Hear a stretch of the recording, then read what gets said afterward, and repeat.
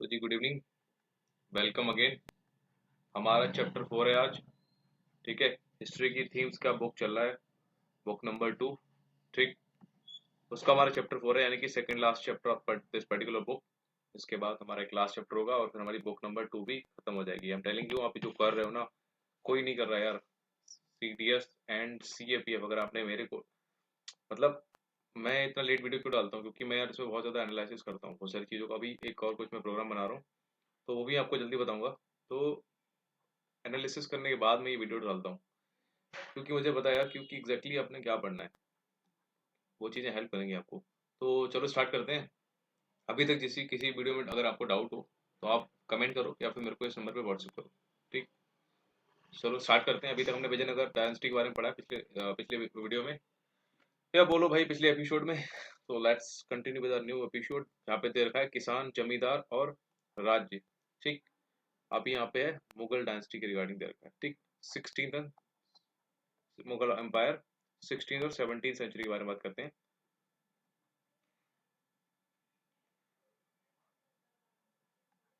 16-17वीं सदी के दौरान हिंदुस्तान में करीब करीब 85% लोग गांव में रहते थे।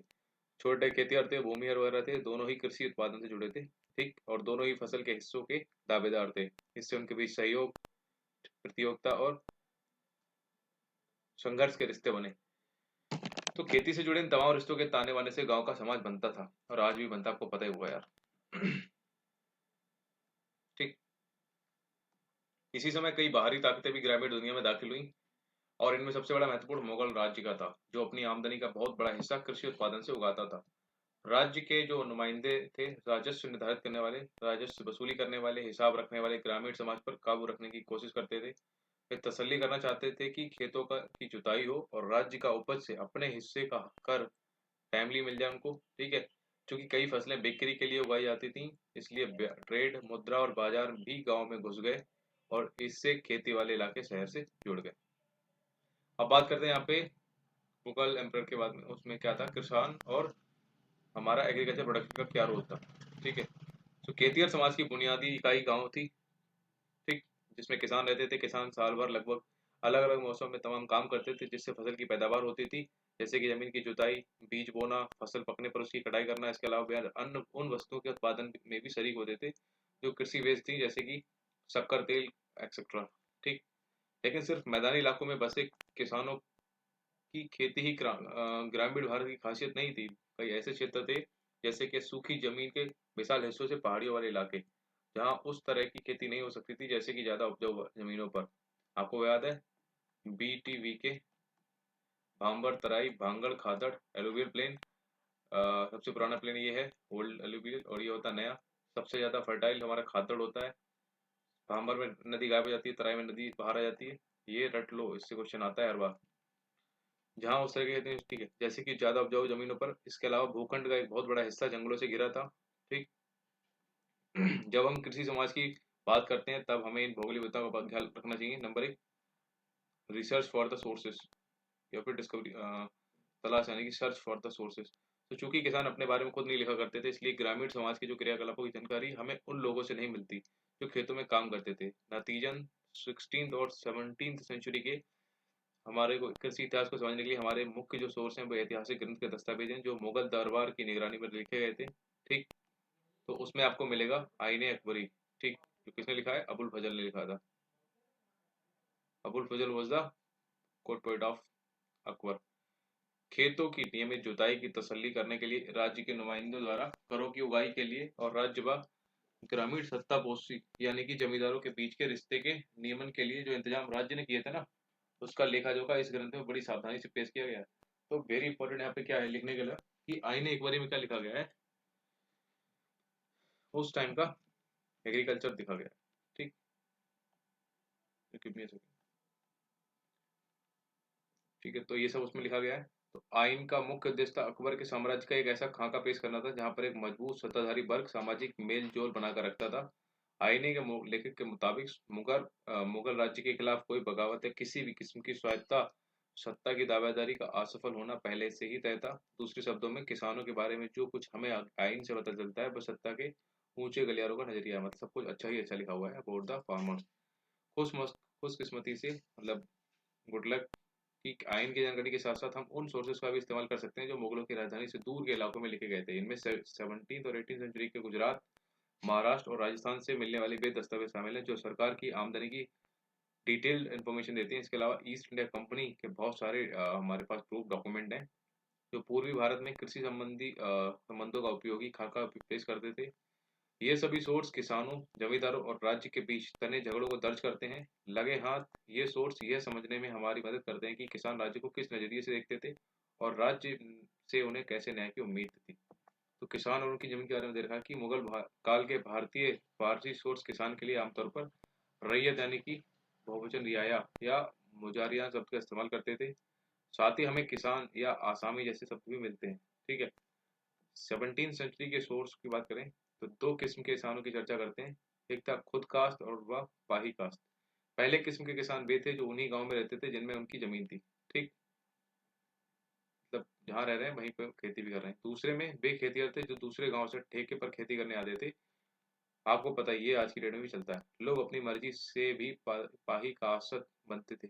पाही कासत मतलब बाहर से बाहर से अगर करने वाले काम। खुद का समझ का खुद का घर हो, खुद का ही जमीन हो, वहां पे उसी गांव में।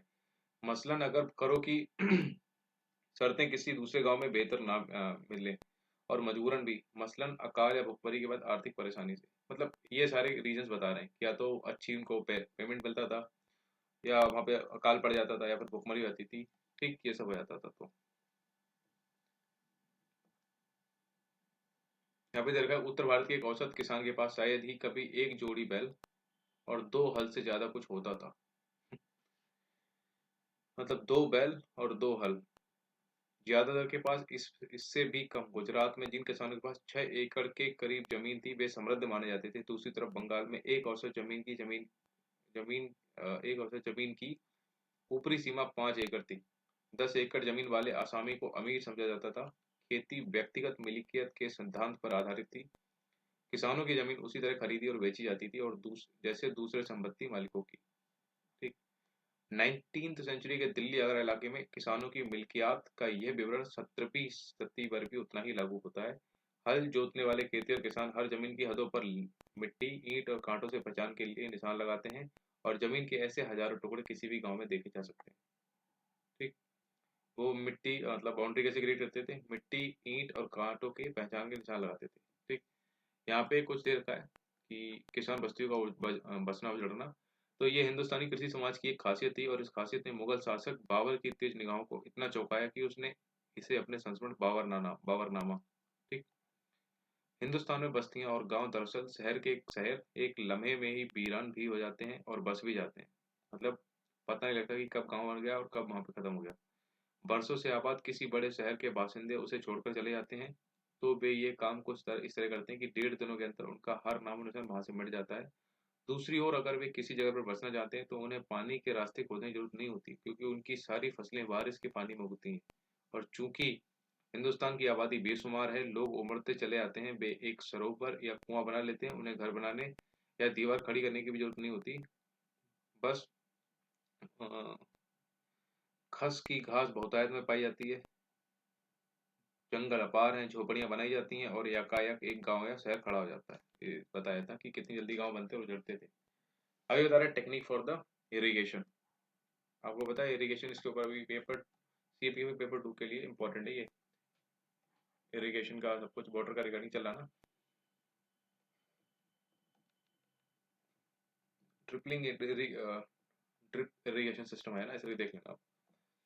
जमीन की बहुतायत, मजदूरों की मौजूदगी और किसानों की गतिशीलता की वजह से कृषि का लगातार विस्तार हुआ। क्योंकि खेती का प्राथमिक उद्देश्य लोगों का पेट भरना था, इसलिए रोजमर्रा के खाने की जरूरतें जैसे चावल, गेहूं, ज्वार इत्यादि फसलें सबसे ज्यादा उगाई जाती थी। जिन इलाकों में प्रति वर्ष 40 इंच या उससे ज्यादा बारिश होती थी वहां कमोबश चावल की खेती होती थी। कम और कमतर बारिश वाले इलाकों में क्रमशः गेहूं व ज्वार बाजरे की खेती ज्यादा होती थी। मानसून भारतीय कृषि की रीढ़ था नहीं भाई, है सच बताऊं तो। जैसे कि आज भी है, लेकिन कुछ ऐसी फसलें भी थी जिनके लिए अतिरिक्त पानी की जरूरत थी और इनके लिए सिंचाई के कृत्रिम उपाय बनाने पड़े, जैसे कि हमारा चावल, गन्ना। ठीक, ये सब पेड़ों क्या है यहाँ पे, पेड़ों और खेतों की सिंचाई कैसे करते थे। तो ये बाबरनामा से लिया गया एक अंश है जो सिंचाई के उन उपकरणों के बारे में बताता है जो इस बादशाह ने उत्तर भारत में देखे थे।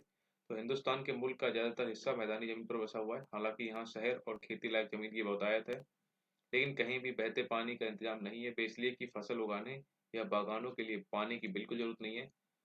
शरद ऋतु की फसलें बारिश के पानी से ही पैदा हो जाती हैं, और ये हैरानगी की बात है कि बसंत ऋतु की फसलें तो तब भी पैदा हो जाती हैं जब बारिश बिल्कुल ही नहीं होती।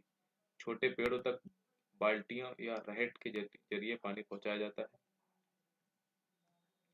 लाहौर, दीपालुपुर दोनों ही आज पाकिस्तान में जो करंटली, और ऐसी दूसरी जगहों पर लोग रहट के जरिए सिंचाई करते हैं। वे रस्सी के दो गोलाकार फंदे बनाते हैं, ठीक, जो कुएं की गहराई के मुताबिक लंबे होते हैं। इन फंदों में थोड़ी थोड़ी दूर पर वे लकड़ी के गटके लगाते हैं और इन गुटकों पर घड़े बांध देते हैं।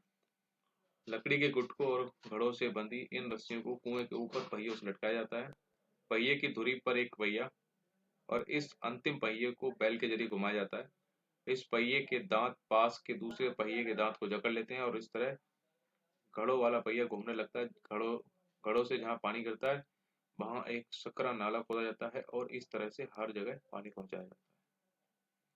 मतलब कुछ ऐसा सिस्टम है। तो ये हमारा कुआं है, यहाँ पे उन्होंने गोल गोल सा वो लगा दिया है, पहिया बहुत सारे लगा रखे हैं, ठीक है, ऐसे करके। और एक ऐसा सिस्टम लगा रखा है जिसमें बहुत सारे घड़े लगा रखे हैं, ठीक।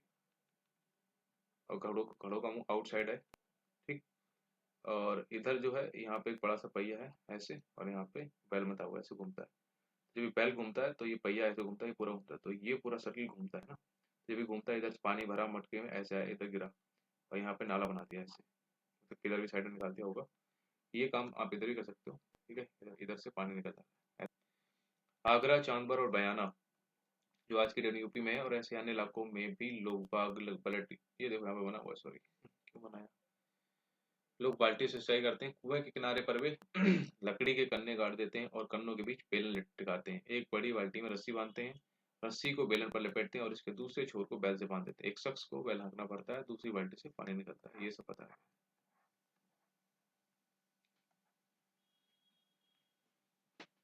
सिंचाई कार्यों को राज्य की मदद भी मिलती थी, मसलन नॉर्थ इंडिया में राज्य ने कई नहरें व नाले खुदवाए और कई पुरानी नहरों की मरम्मत करवाई, जैसे कि शाहजहां के शासनकाल के दौरान पंजाब में शाह नहर, शाहजहां ने करवाई थी शाह नहर, वेरी वेरी इंपॉर्टेंट। वैसे तो जस्ट चलो,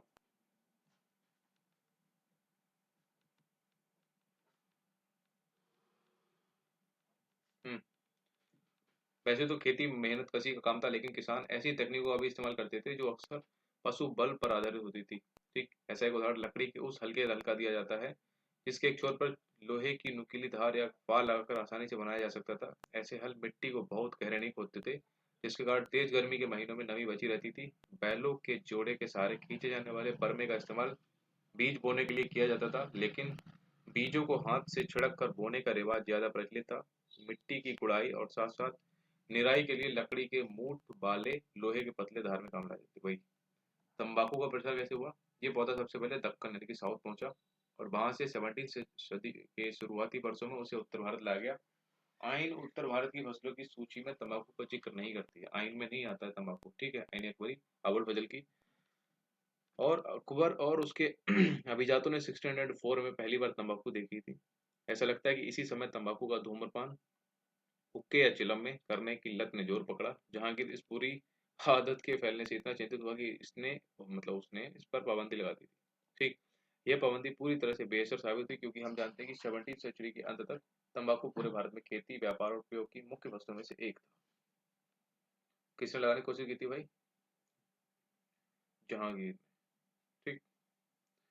फसलों की भरमार की बात करते हैं तो मौसम के दो मुख्य चक्रों के दौरान खेती की जाती थी, एक खरीफ और एक राबी।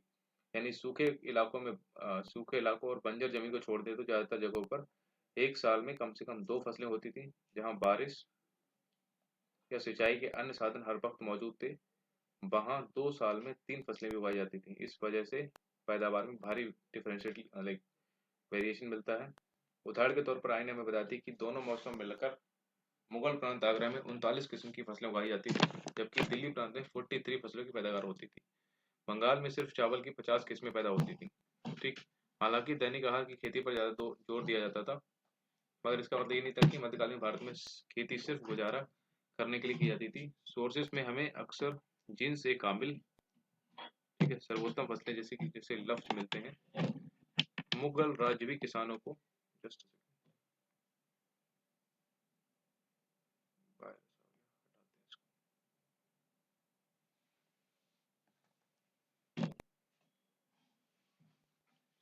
सोर्सेस में हमें अक्सर जिन से कामिल सर्वोत्तम फसल के जैसे लफ्ज मिलते हैं। मुगल राज्य भी किसानों को ऐसी फसलों को खेती करने के लिए बढ़ावा देता था क्योंकि इनसे राज्य को ज्यादा टैक्स मिलता था। कपास और गन्ने जैसी फसलें बेहतरीन जिन से कामिल थीं। सेंट्रल इंडिया और दक्कनी पठार में फैले हुए जमीन के बड़े बड़े टुकड़ों पर कपास बनाई उगाई जाती थी, जबकि बंगाल अपनी चीनी के लिए मशहूर था उस टाइम पे। तिलहन, सरसों, दलहन भी नकदी फसलों में आती थी। इससे पता चलता है कि एक औसत किसान की जमीन पर किस तरह पेट भरने के लिए होने वाला उत्पादन और व्यापार के लिए किए जाने वाले उत्पादन एक दूसरे से जुड़े हुए थे। कृषि की समृद्धि हुई और आबादी की बढ़ोतरी हुई, यानी कि पॉपुलेशन बढ़ी। बढ़ा तो कैसे? हम्म।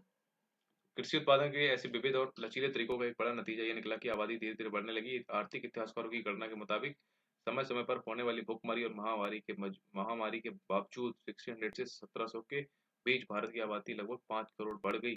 200 वर्षों में ये करीब करीब 33% बढ़ी थी। 17वीं सेंचुरी में दुनिया के अलग अलग हिस्सों से कई नई फसलें भारतीय उपमहाद्वीप पहुंची। मक्का भारत में अफ्रीका और स्पेन के रास्ते आया था। मक्का भारत में कहाँ से आया था? अफ्रीका और स्पेन। और 17वीं सेंचुरी तक इसको गिनती पश्चिम भारत की मुख्य फसलों में होने लगा। टमाटर, आलू, मिर्च जैसी सब्जियां नई दुनिया से लाई गई और अनानास और पपीता भी वहीं से आए थे। सॉरी। अब बात करते हैं ग्रामीण समुदाय की। तो ऊपर लिखी बातों से जाहिर है कि कृषि उत्पादन में किसानों की पुरजोर भागीदारी और पहल होती थी। इससे मुगल समाज के कृषि संबंधों पर क्या असर पड़ता था, तो ये पता करने के लिए हम क्या करेंगे, हम समाज के उन समूहों पर नजर डालेंगे जो खेती के विस्तार में शरीक होते थे। साथ ही हम उनके बीच के रिश्तों और झगड़ों पर भी गौर करेंगे कि क्या क्या झगड़े होते थे, रिश्ते कैसे थे। तो किसान की अपनी जमीन पर व्यक्तिगत मिल्कियत होती थी, ठीक है। साथ ही जहां तक उनके सामाजिक अस्तित्व का सवाल है, कई मायनों में वे एक सामूहिक ग्रामीण समुदाय का हिस्सा थे। इस समुदाय के 3 घटक थे: खेती, हर किसान, पंचायत और गांव का मुखिया, इसको मुकद्दम बोलते हैं, ठीक। खेती हर किसान, वही जहाँ खेत है और उसी गांव में वो रहते हैं। जाति और ग्रामीण माहौल की बात करते हैं।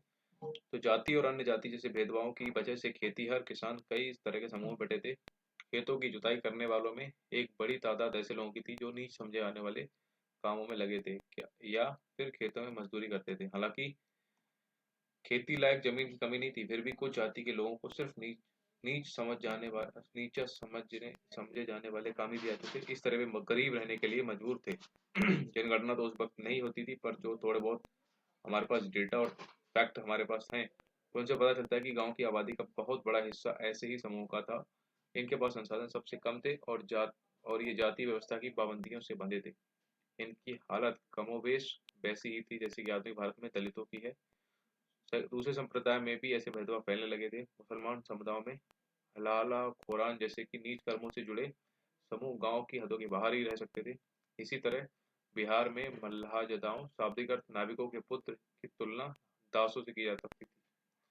तो समाज के निचले तबकों में जाति, गरीबी और सामाजिक हैसियत के बीच सीधा रिश्ता था। ऐसा बीच के समूह में नहीं था। 17वीं सेंचुरी में मारवाड़ की लिखी गई किताब राजपूतों की चर्चा किसानों के रूप में करती है। इस किताब के मुताबिक जाट भी किसान थे, लेकिन जाति व्यवस्था में उनकी जगह राजपूतों के मुकाबले नीची थी। 17वीं सेंचुरी में राजपूत होने का दावा वृंदावन यूपी के इलाके में गौरव समुदाय ने किया। उसके बावजूद इसके की जमीन की जुताई के काम में लगे थे। पशुपालन और बागवानी में बढ़ते मुनाफे की वजह से अहीर, गुज्जर और माली जैसी जातियां सामाजिक सीढ़ी में ऊपर उठी। पूर्वी इलाकों में पशुपालक, मछुआरी जातियां जैसे कि सदगोप या कहवर्त भी किसानों की सी सामाजिक स्थिति पाने लगी। पंचायतें और मुखिया की बात करते हैं उस टाइम पे, तो गांव की पंचायत में बुजुर्गों का जमा बड़ा होता था। आमतौर पर गांव के महत्वपूर्ण लोग करते होते हैं, ऑब्वियसली अभी भी होते हैं, जिनके पास अपनी संपत्ति के पुश्तैनी अधिकार होते थे। जिन गांवों में भी कई जातियों के लोग रहते थे, वहां अक्सर पंचायत में भी विविधता पाई जाती थी। यह एक ऐसा अल्पतंत्र था जिसमें गांव के अलग अलग संप्रदायों और जातियों की नुमाइंदगी होती थी। फिर भी इसकी संभावना कम ही है कि छोटे मोटे और नीच काम करने वाले खेतीहर मजदूरों के लिए इसमें कोई जगह होती होगी। पंचायत का फैसला गांव में सबको मानना पड़ता था, इसलिए शायद उस टाइम पे पंचायत में कोई लो प्रोफाइल बंदा नहीं रहता था। तो पंचायत का सरदार एक मुखिया होता था, जिसे मुकद्दम बोलते हैं। ठीक। कुछ सोच से ऐसा लगता है कि मुखिया का चुनाव गांव के बुजुर्गों की आम सहमति से होता था। ठीक। और इस चुनाव के बाद उन्हें इसकी मंजूरी जमींदार से लेनी पड़ती थी। मुखिया अपने ओहदे पर तभी तक बना रहता था जब तक गांव के बुजुर्गों को उस पर भरोसा था। देख रहे हो, हमारे प्रेसिडेंट साहब भी ऐसी कुछ है ना, कि गवर्नर साहब तब तक अपनी जगह पर रहेंगे जब तक प्रेसिडेंट साहब चाहें। तो ऐसा नहीं होने पर बुजुर्ग उसे बर्खास्त कर सकते थे। ये तो सेम ही आ गया यार।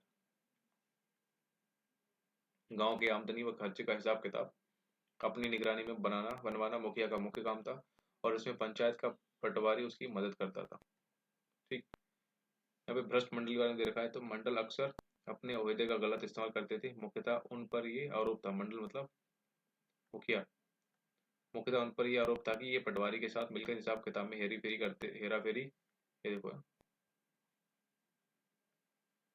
हेरा फेरी करते थे। और यह भी कि वे अपनी जमीन पर कर का आकलन कम करते थे, टैक्स का अतिरिक्त बोझ छोटे किसानों पर डाल देते, बचा हुआ अमाउंट किसानों को फेंक देते थे। तो पंचायत का खर्चा गांव के उस आम खजाने से चलता था जिसमें हर व्यक्ति अपना योगदान देता था।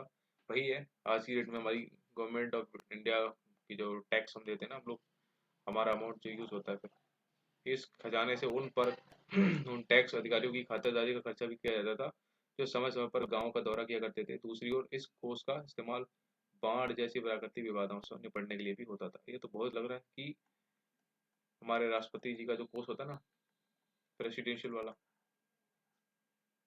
वो वाला हो गया। और ऐसे सामुदायिक कार्यों के लिए भी जो किसान खुद नहीं कर सकते थे, जैसे कि मिट्टी के छोटे छोटे बांध बनाना या नहर खोदना। तो पंचायत का एक बड़ा काम यह तसल्ली करना था कि गांव में रहने वाले अलग अलग समुदायों के लोग अपनी जाति की हदों के अंदर रहें।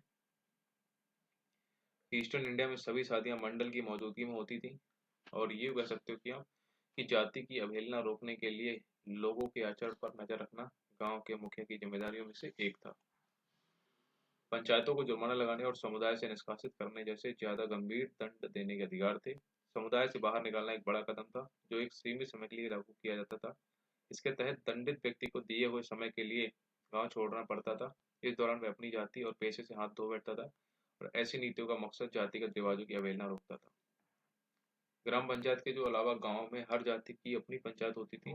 समाज में ये पंचायतें काफी ताकतवर होती थी। राजस्थान में जाति पंचायतें अलग अलग जातियों के लोगों के बीच दीवानी के झगड़ों का निपटारा करती थी। ठीक। वे जमीन से जुड़े दावेदारियों के झगड़े सुलझाती थी, और ये तय करती थी कि शादियां जातिगत मानदंडों के मुताबिक हो रही हैं या फिर नहीं, और यह भी कि गांव के आयोजन में किसको किसके ऊपर तरजीह दी जाएगी, कर्मकांडीय वर्चस्व किस क्रम में होगा। फौजदारी न्याय को छोड़ दे तो ज्यादातर मामलों में राज्य जाति पंचायत के फैसलों को मानता था। वेस्टर्न इंडिया में बात करें तो खासकर राजस्थान और महाराष्ट्र जैसे प्रांतों की संकलित दस्तावेजों में ऐसी कई अर्जियां हैं जिनमें पंचायत से ऊंची जातियों या राज्य के अधिकारियों के खिलाफ जबरन टैक्स, उगाही या बेगार वसूली की शिकायत मिलती है। आमतौर पर यह अर्जियां ग्रामीण समुदाय के सबसे निचले तबके के लोग लगाते थे। ठीक। अक्सर सामूहिक तौर पर और भी ऐसी अर्जियां दी जाती थी जिन इनमें किसी जाति या संप्रदाय विशेष के लोग संभ्रांत समूहों की उन मांगों के खिलाफ अपना विरोध जताते थे जिन्हें वे नैतिक दृष्टि से इलीगल मानते थे। उनमें एक थी बहुत ज्यादा टैक्स की डिमांड, क्योंकि इससे किसानों का दैनिक गुजारा ही जोखिम में पड़ जाता था, खासकर सूखे या ऐसी दूसरी विपदाओं के दौरान। उनकी नज़रों में जिंदा रहने के लिए न्यूनतम यानी कि मिनिमम बुनियादी साधन उनका परंपरागत रिवाजी हक था। वे समझते थे कि ग्राम पंचायत को इसकी सुनवाई करनी चाहिए, और यह सुनिश्चित करना चाहिए कि राज्य अपना नैतिक फर्ज अदा करे और न्याय करे। जबकि निचली जाति के किसानों और राज्य के अधिकारियों या फिर जो उसके लोकल जमींदार के बीच में झगड़ों में पंचायत के फैसले अलग अलग मामलों में अलग अलग हो सकते थे। अत्यधिक मतलब मैक्सिमम टैक्स की डिमांड के मामले में पंचायत अक्सर समझौते का सुझाव देती थी। ठीक है, कि जाके यहाँ समझौता कर लो। जहाँ समझौता नहीं हो पाते थे वहां किसान विरोध के ज्यादा उग्र रास्ते अपनाते थे, जैसे कि गांव छोड़कर चले आते थे, भाग जाते थे। जोतने लायक जो खाली जमीन है अपेक्षाकृत आसानी से उपलब्ध थी उस टाइम पे, जबकि श्रम मतलब कि वर्क को लेकर की कंपटीशन थी। इसी वजह से श्रम आई थिंक स्किल होती है। इस वजह से गांव छोड़कर भाग जाना खेतीहारों के हाथ में एक बड़ा प्रभावी हथियार था। ग्रामीण दस्तकार की बात करते हैं उस टाइम पे, तो अलग अलग तरह के उत्पादन कार्य में जुटे लोगों के बीच फैले लेन देन के रिश्ते गांव का एक रोचक पहलू था। ठीक है। अंग्रेजी शासन के जो स्टार्टिंग के ईयर्स थे उनमें किए गए गांव के जो सर्वेक्षण डेटा था और मराठाओं के जो डॉक्यूमेंट्स बताते हैं कि गांव में दस्तकार काफी अच्छी तादाद में रहते थे। तो कहीं कहीं तो कुल घरों के 25% घर दस्तकारों के थे। कभी कभी किसानों और दस्तकारों के बीच फर्क करना मुश्किल होता था क्योंकि कई ऐसे समूह थे जो दोनों किस्म किस्म के काम करते थे। खेतीहर और उसके परिवार के सदस्य कई तरह की वस्तुओं के उत्पादन में शिरकत करते थे। मसलन रंगरेजी कपड़ों पर छपाई, मिट्टी के बर्तनों को पकाना, खेती के औजारों को बनाना या उनकी मरम्मत करना। उन महीनों में जब उनके पास खेती के काम से फुर्सत होती, जैसे कि बुआई और सुहाई के बीच सुहाई और कटाई के बीच, उस समय ये खेती और दस्तकारी का मतलब वही है। आज की डेट में किसान जब कुछ नहीं होता तो समथिंग एक्स्ट्रा ढूंढ ही लेता है। कुम्हार, लोहार, बढ़ई, नाई, यहाँ तक कि सुनार जैसे ग्रामीण दस्तकार भी अपनी सेवाएं गांव के लोगों को देते थे, जिसके बदले गांव वाले उन्हें अलग अलग तरीकों से उन सेवाओं की अदायगी करते थे। आमतौर पर या तो उन्हें एक फसल का हिस्सा दे देते थे या फिर गांव की जमीन का एक टुकड़ा। शायद कोई ऐसी जमीन जो खेती लायक होने के बावजूद बेकार पड़ी थी। अदायगी की सूरत क्या होगी ये शायद पंचायत ही तय करती थी। महाराष्ट्र में ऐसी जमीन दस्तकारों को मीरास या वतन बन गई जिस पर दस्तकारों की पुश्तैनी अधिकार होता था। ये व्यवस्था कभी कभी थोड़े बदले रूप में भी पाई जाती थी, जहां दस्तकार और हर एक खेती और प्रत्येक खेतिहर जो होता था परिवार परस्पर बातचीत करके अदायगी की किसी एक और व्यवस्था पर राजी होते थे। ऐसे में आमतौर पर वस्तुओं और सेवाओं का विनिमय होता था। ठीक। उदाहरण के तौर पर 18वीं सेंचुरी की सोर्स बताते हैं कि बंगाल में जमींदार उनकी सेवाओं के बदले लोहारों, बढ़ई और सुनारों तक को रोज का भत्ता और खाने के लिए नकदी देते थे। इस व्यवस्था को जजमानी कहा जाता है। जजमानी क्या था? ईटिंग के लिए डेली रोज का भत्ता दो उनको और खाने के लिए उनको खाना दो। तो जजमानी किसको कहते हैं कि डेली खाने का भत्ता यानी कि अमाउंट और खाने के लिए नकदी। हालांकि यह शब्द 16वीं और 16वीं सदी में बहुत इस्तेमाल नहीं होता था। ये सबूत मजेदार है क्योंकि इनसे पता चलता है कि गांव के छोटे स्तर पर फेरबदल के रिश्ते कितने पेचीदा थे। ऐसा नहीं कि नकद अदायगी का चलन बिल्कुल ही नदारद था, मतलब खत्म था। खैर, एक छोटा गणराज्य की बात करते तो ग्रामीण समुदाय की अहमियत को हम कैसे समझें, तो 19वीं सेंचुरी के कुछ अंग्रेज अफसरों ने भारतीय गांव को एक ऐसे छोटे गणराज्य के रूप में देखा जहां लोग सामूहिक स्तर पर भाईचारे के साथ संसाधनों और श्रम का बंटवारा करते थे। लेकिन ऐसा नहीं लगता था कि गांव में सामाजिक सोशली इक्वलिटी नहीं थी। ठीक है। संपत्ति की व्यक्तिगत मिल्कियत होती थी। साथ ही जाति और जेंडर के नाम पर समाज में गहरी विषमताएं थी। ऑब्वियसली तो पहले से पता आपको। कुछ ताकतवर लोग गांव के मसलों पर फैसले लेते थे और कमजोर वर्गों का शोषण करते थे। न्याय करने का अधिकार भी उन्हीं को मिला हुआ था। वही बात होगी, जिसके हाथ पावर है वो खुद में ही भ्रष्ट है। इससे भी महत्वपूर्ण बात यह थी कि गांव और शहरों के बीच होने वाले जो ट्रेड की वजह से गांव में भी नकद के रिश्ते फैल चुके थे। ठीक। मुगलों के केंद्रीय इलाकों में टैक्स की गणना और वसूली भी नकद में ही की जाती थी। जो दस्तकार निर्यात के लिए उत्पादन करते थे निर्यात मतलब एक्सपोर्ट के लिए जो हमारे प्रोडक्शन होता था उन्हें उनकी मजदूरी या पूर्व भुगतान भी नकद में ही मिलता था। इसी तरह कॉटन, रेशम या नाइल जैसी व्यापारिक फसलें पैदा करने वालों का भुगतान भी नकदी ही होता था। ठीक। यहाँ पे गांव में मुद्रा बताई गई है। तो 17वीं सेंचुरी में फ्रांसीसी यात्री जॉन बैप्टिस्ट टैवर्नियर की ये बात उल्लेखनीय लगी कि भारत में वे गांव बहुत ही छोटे कह जाएंगे जिनमें मुद्रा की फेरबदल करने वाले लोग, जिन्हें सराफ कहते हैं, सर्राफ जानते हो आप लोग, ना हो। एक बैंकर की तरह सर्राफ हवाला भुगतान करते हैं और अपनी मर्जी के मुताबिक पैसे के मुकाबले रुपए की कीमत बढ़ा देते हैं और कौड़ियों के मुकाबले पैसे की। तो anyhow they are going to be in profit. ठीक। शोषण किसका हो रहा है? गरीब किसान। वहां पे लेडीज का क्या रोल था? तो जैसे कि शायद हम कई समाजों में आपने गौर किया होगा कि उत्पादन की प्रक्रिया में मर्द और महिलाएं खास किस्म की भूमिकाएं अदा करते हैं। जिस संदर्भ में बात कर रहे हैं वहां महिलाएं और मर्द कंधे से कंधा मिलाकर खेतों में काम करते थे। मर्द खेत जोतते थे व हल चलाते थे और महिलाएं बुआई निराई और कटाई के साथ साथ पकी हुई फसल का दाना निकालने का काम करती थी।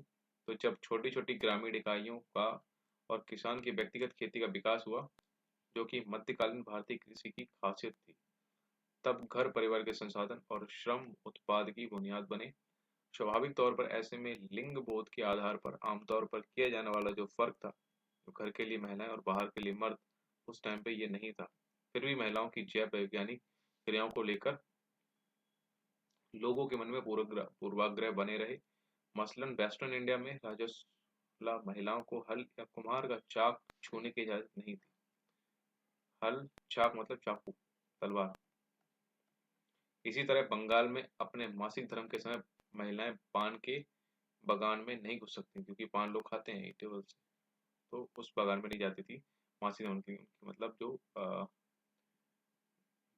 मंथली मेंस्ट्रुएशन साइकिल होता है ना, उस टाइम पे सूत कातने, बर्तन बनाने के लिए मिट्टी को साफ करने और गूंथने और कपड़ों पर कढ़ाई जैसे दस्तकारी के काम उत्पादन के ऐसे पहलू थे जो महिलाओं के श्रम पर निर्भर थे। किसी वस्तु का जितना वाणिज्यिकरण होता था, उसके उत्पादन के लिए महिलाओं के श्रम की उतनी ही डिमांड होती थी।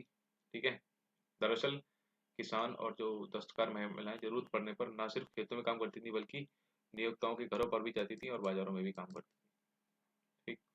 क्योंकि समाज श्रम पर निर्भर था, इसलिए बच्चे पैदा करने की अपनी काबिलियत की वजह से महिलाओं को इम्पोर्टेंट संसाधन के रूप में देखा जाता था। फिर भी जो मैरिड लेडीज थी उनकी कमी थी, क्योंकि कुपोषण, बार बार माँ बनने और प्रसव के वक्त मौत की वजह से महिलाओं में मृत्यु दर बहुत ज्यादा उस टाइम पे था। ठीक। कुपोषण मतलब माल न्यूट्रिशन, और प्रसव के वक्त मौत मतलब कि during the birth of a child, lady की डेथ होना। तो ये बहुत बड़ा लेट प्रॉब्लम था। इससे किसान और दस्तकार समाज में ऐसे सामाजिक रिवाज पैदा हुए जो संभ्रांत समूह से बहुत अलग थे। कई ग्रामीण संप्रदायों में शादी के लिए दुल्हन की कीमत अदा करने की जरूरत होती थी, ना कि दहेज की, क्योंकि उस टाइम पे लेडीज की प्रॉब्लम मतलब कमी थी। तलाकशुदा महिलाएं और विधवाएं दोनों ही कानूनन शादी कर सकती थी उस टाइम पे, सोच रहे हो।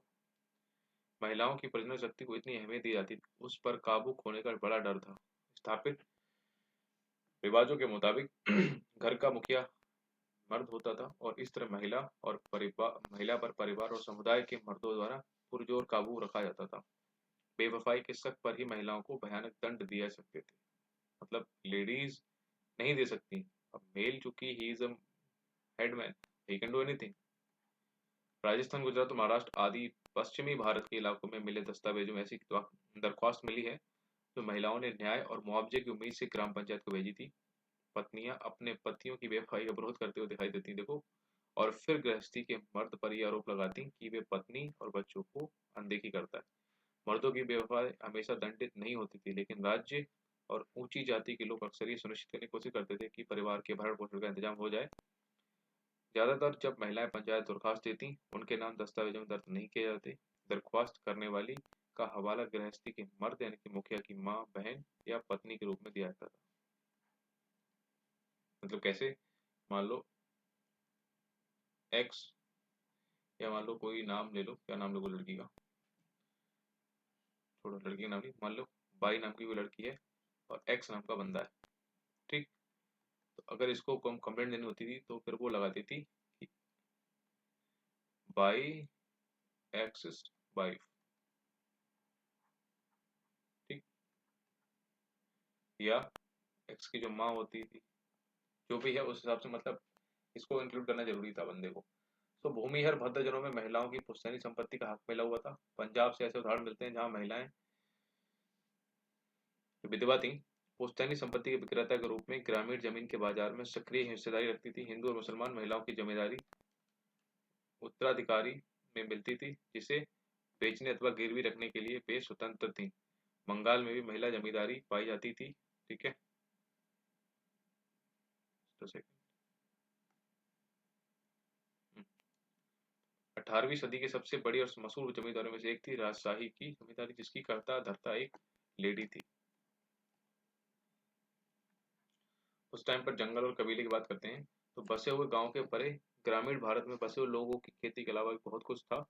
उत्तर और नॉर्थ वेस्टर्न इंडिया की गहरी खेती वाले प्रदेशों को छोड़ दें तो जमीन के विशाल हिस्से जंगल या झाड़ियां से घिरे हुए थे। ऐसे इलाके झारखंड सहित पूरे पूर्वी भारत, सेंट्रल इंडिया, नॉर्थ, जिसमें भारत नेपाल के सीमावर्ती इलाकों की तराई से एरिया है जो, ठीक है, दोआब रीजन ऑफ बंगाल, दक्षिणी भारत का पश्चिमी घाट, साउथ इंडिया का वेस्टर्न घाट्स, पता ही है आपको, और दक्कन के पठारों में फैले हुए थे।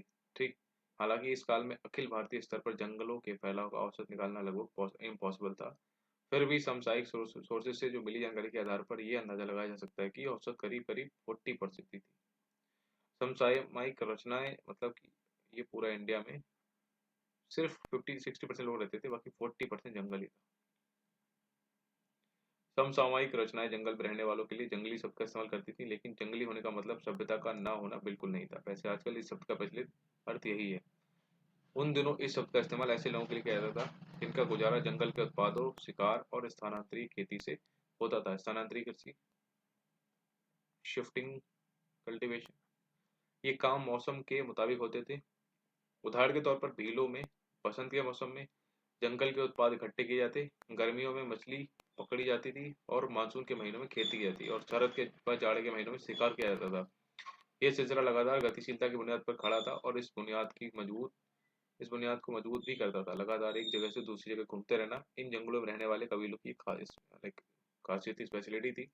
तो जहाँ तक राज्य का सवाल है, उसके लिए जंगल उलटफेर वाला इलाका था, बदमाशों को सड़ देने वाला अड्डा, मवास। एक बार फिर हम बाबर की ओर देखते हैं जो कहता है कि जंगल का एक ऐसा रक्षा कवच था जिसके पीछे परगना के लोग कड़े विद्रोही हो जाते थे और कर अदा करने से मुकर जाते थे। अब देखो जंगलों में घुसपैठ कैसे हुई। जंगल में बाहरी ताकतें कई तरह से घुसती थी। मसलन राज्य को सेना के लिए हाथियों की जरूरत होती थी, इसलिए जंगल वासियों से ली जाने वाली पेशकश में अक्सर हाथी भी शामिल, हम हाथी लेते हैं उनसे। मुगल राजनीतिक विचारधारा में गरीबों और अमीरों सहित सबके साथ जुड़ते हुए राज्य के गहरे सरोकार का एक लक्षण था शिकार अभियान। दरबारी इतिहासकारों की माने तो शिकार अभियान के नाम पर बादशाह अपने विशाल साम्राज्य के कोने कोने का दौरा करता था और इस तरह अलग अलग इलाकों के लोगों की समस्याओं और शिकायतों पर व्यक्तिगत रूप से देखता था, उन पर गौर करता था। दरबारी कलाकारों के चित्रों में शिकार का विषय बार बार आता था। इन चित्रों में चित्रकार अक्सर छोटा सा एक ऐसा दृश्य डाल देते थे जो सद्भावनापूर्ण शासन का संकेत देता था। परगना क्या था? परगना मुगल प्रांतों में एक प्रशासनिक प्रमंडल था और पेशकश क्या होती थी कि मुगल राज्य के द्वारा ली जाने वाली एक छोटी एक तरह की भेंट होती थी, पेशकश। कृषि वस्तु के लिए जंगलों का सफाया किया गया था कि 16वीं सेंचुरी में मुकंदराम एक कविता लिखी है, बंगाली कविता चंडी मंगल का एक अंश है। किसने लिखी? मुकंदराम चक्रवर्ती ने। तो कविता के नायक कालकेतु ने जंगल खाली करवा के एक साम्राज्य की स्थापना की। खबर मिलते ही परदेसी आने वाले तमाम जगहों से फिर कालकेतु ने खरीद कर बांटे। उनमें भारी भरकम चाकू, कुल्हाड़ी और भाले वर्चे, उत्तर से आए दास वगैरह वगैरह, पूरा कविता लिखी हुई है, पढ़ लेना, इतना पढ़ है नहीं। ठीक, तो आई थिंक आज के लिए बहुत लंबा हो रहा है वीडियो। ठीक है, पहाड़ी कबीलों मैदानों के बीच लगो, क्योंकि इसके बाद हम पढ़ेंगे। एक काम करते हैं, इसको यहीं पे खत्म करते हैं, बहुत लंबा खिंच रहा है।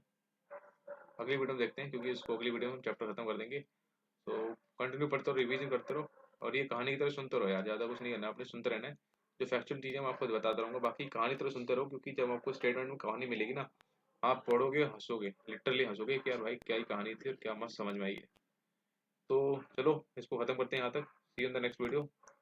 टिल देन पढ़ते रहो, रिवाइज करते रहो। Thank you, bye bye.